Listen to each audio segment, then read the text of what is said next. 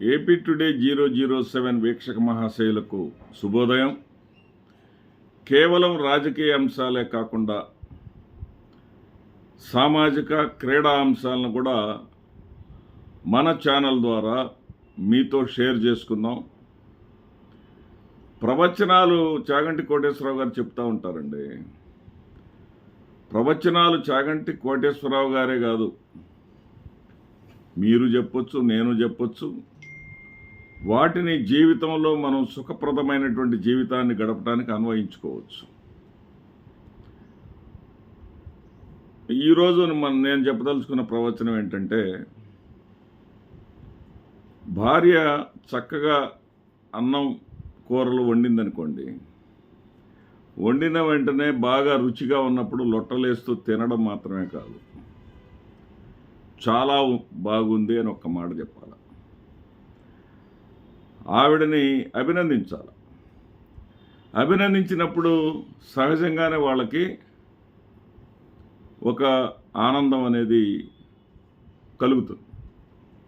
ఇప్పుడు సపోజ్ మనం ఉద్యోగాలు చేస్తుంటామండి. మనం బాగా పనిచేసినప్పుడు మన బాస్ మనల్ని అప్రిషియేట్ చేశాడు అనుకోండి, మనకి ఎంత ఆనందంగా ఉంటుందో అంత ఆనందం ఆమె కలుగుతుంది. దానివల్ల నీకు మంచి జరుగుతుంది. ఇది గుర్తుపెట్టుకోవాలి. ఇది ఈరోజు మన ప్రవచనానికి సంబంధించి. ఇక క్రీడా అంశానికి వద్దాం.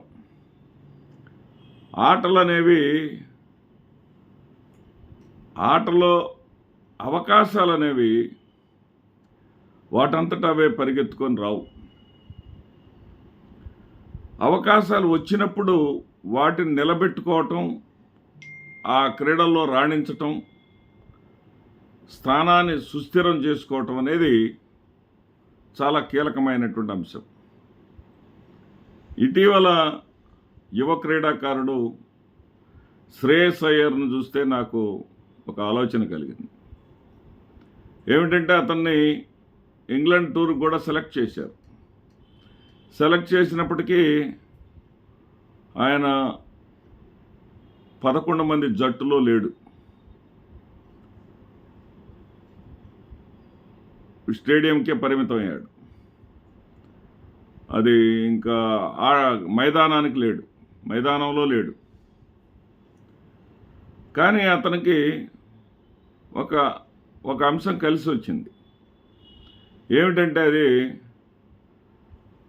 ఈ యొక్క ఛాంపియన్స్ ట్రోఫీలో మొట్టమొదటి మ్యాచ్ ఆడేటటువంటి సందర్భంలో, తొలి మ్యాచ్ ఆడేటటువంటి సందర్భంలో విరాట్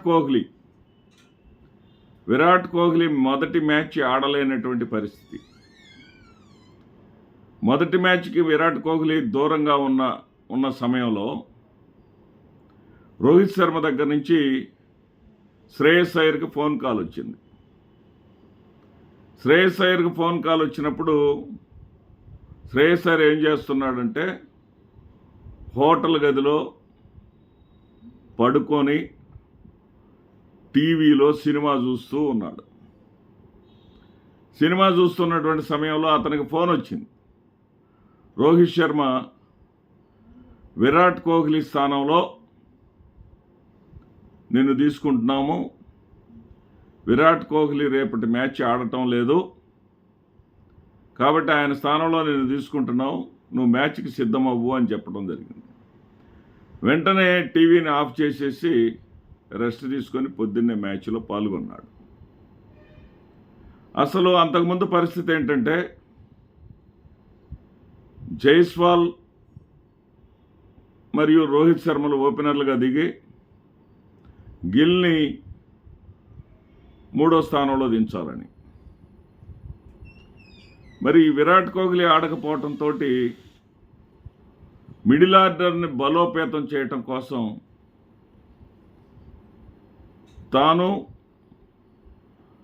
మరి తనతో పాటు గిల్ అంటే కెప్టెన్, వైస్ కెప్టెన్లే ఓపెనింగ్ దిగదలుచుకున్నారు. దిగిన తర్వాత ఇక ఏదైతే ఉందో మ్యాచ్ని కొనసాగిద్దాం అనుకున్నారు. ఏది ఈ మార్పుల వల్ల. ముందైతే అతను ఫస్ట్ డౌన్ వచ్చి ఉండేవాడు వైస్ కెప్టెన్. ఏదైతే టీం ఆశించిందో శ్రేయస్ అయ్యర్ నుంచి మిడిల్ ఆర్డర్ బలోపేతం చేయాలనేది అతను 100కి 100 పాళ్ళు చేసి చూపించాడు. ఎలా చేశాడు? మొదటి మ్యాచ్ మనకందరికీ తెలిసిందే. మొదటి మ్యాచ్లో ఏదైతే చాలా తక్కువ టార్గెట్ మన వాళ్ళు కొట్టవలసింది 242 పరుగులు మాత్రమే. ఆ 242 పరుగులు కొట్టడానికి చేజింగ్ దిగినటువంటి ఇండియా జట్టు 19 పరుగులకే ఓపెనర్లను కోల్పోయింది. రోహిత్ శర్మ కూడా అవుట్ అయిపోయాడు. ఆ సమయంలో వచ్చినటువంటి శ్రేయస్ అయ్యర్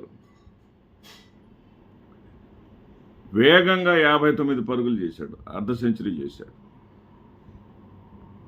ఆయన ఏదైతే అర్ధ సెంచరీ చేశాడో అర్ధ సెంచరీ తోటి ఆ మ్యాచ్లో తడబడకుండా 10 ఓవర్లు మిగిలి ఉందనగానే ఆ మ్యాచ్ గెలవటం జరిగింది. ఆ తర్వాత రెండో మ్యాచ్ గిల్ అద్భుతంగా పుంజుకొని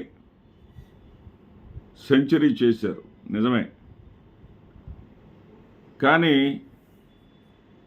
రోహిత్ శర్మ నిజమే. కానీ ఇక్కడ కూడా ఓపెనర్ గిల్ విఫలం అవటం, ఆ తర్వాత వచ్చినటువంటి శ్రేయస్ అయ్యర్ 44 పరుగులు చేసి రోహిత్ శర్మ సెంచరీలో కీలక పాత్ర పోషించడం, సహకారాన్ని అందించడం మనం గుర్తుంచుకోదగినటువంటి అంశం. దాని తర్వాత నిన్న జరిగినటువంటి న్యూజిలాండ్ మ్యాచ్, తాజా మ్యాచ్. ఈ న్యూజిలాండ్తో 30 పరుగులకే 3 వికెట్లు పోయినటువంటి తరుణంలో రోహిత్ శర్మ, విరాట్ కోహ్లీ, గిల్తో సహా ముగ్గురు అవుట్ అయిపోయిన తర్వాత శ్రేయస్ అయ్యర్ వచ్చేసి 78 పరుగులు చేయటం. ఆ 78 పరుగులు చేయటం వల్లనే 250 పరుగుల టార్గెట్ని న్యూజిలాండ్కి ఇచ్చారు. ఇక్కడ అతను ఏదైతే రికీ పాంటింగ్ కామెంట్ చేశాడు ఇతని మీద, ఆ క్రీడాకారుణ్ణి ఎందుకు ఇండియా జట్టు పదే పక్క నుంచిద్దో అర్థం కావట్లేదు అని చెప్పేసి అతను చేసినటువంటి వ్యాఖ్యలు, అతను గ్యారంటీ ఉన్నటువంటి ఆటగాడు అని చెప్పేసి అతను కితాబ్ ఇవ్వటం, తర్వాత వీళ్ళు తీసుకోవటం జరిగింది. దాన్ని ఇతను ప్రూవ్ చేసుకోవటం జరిగింది. కానీ ఒక్కోసారి క్రికెట్లో చిత్ర విచిత్రాలు జరుగుతూ ఉంటాయి. నితీష్ కుమార్ రెడ్డి ఆస్ట్రేలియాలో అందరూ విఫలమైనప్పుడు సెంచరీ చేశాడు.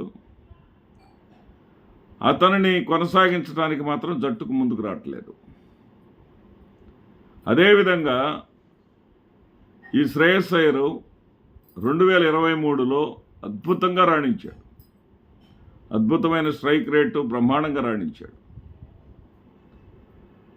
కానీ ఆ తర్వాత ఫిట్నెస్ కారణంగా జట్టుకు దూరం అయ్యాడు.